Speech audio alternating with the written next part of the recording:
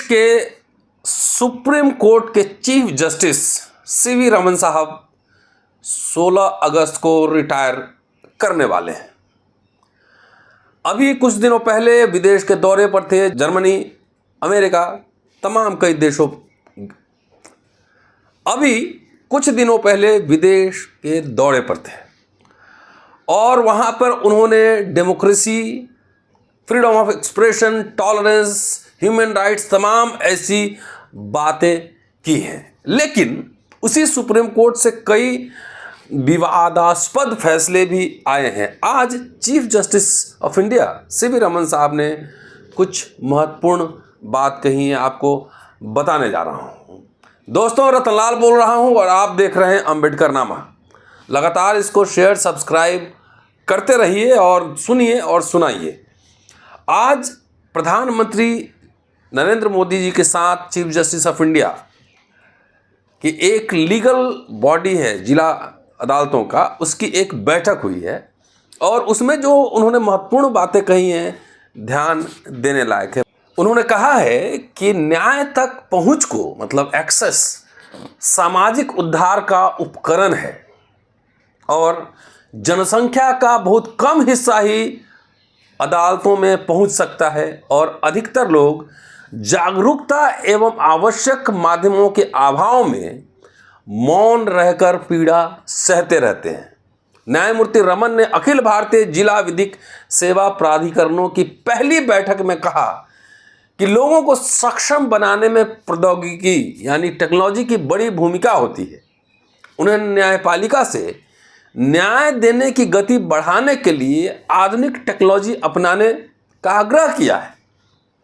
अखिल भारतीय जिला विधिक सेवा प्राधिकरणों की बैठक में प्रधानमंत्री नरेंद्र मोदी ने न्यायपालिका से आग्रह किया कि वह विभिन्न कारागारों में बंद एवं कानूनी मदद का इंतजार कर रहे विचाराधीन कैदियों की रिहाई की प्रक्रिया में तेजी लाए।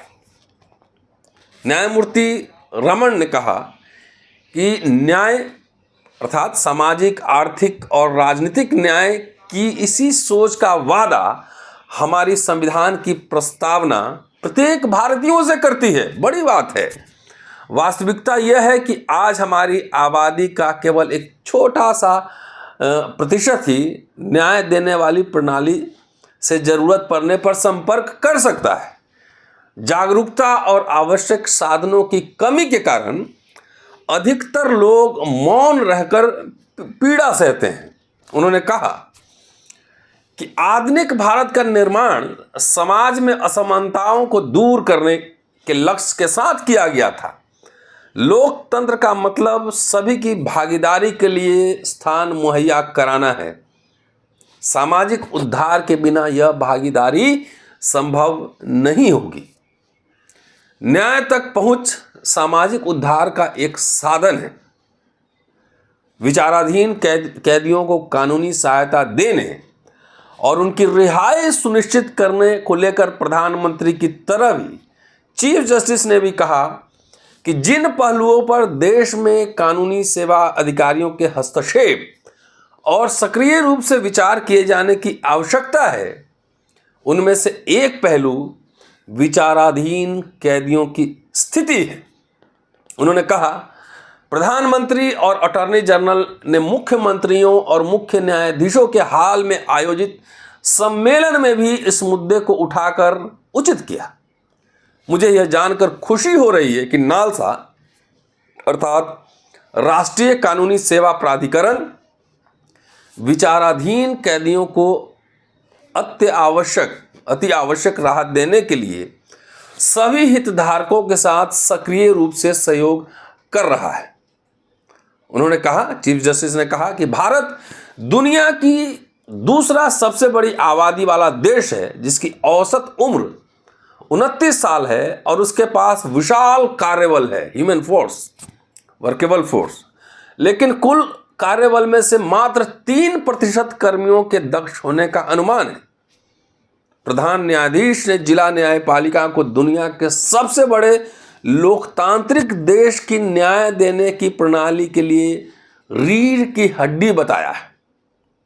उन्होंने 27 साल पहले नालसा के काम करना के शुरू करने के बाद से उसके द्वारा दी गई सेवाओं की सराहना की है।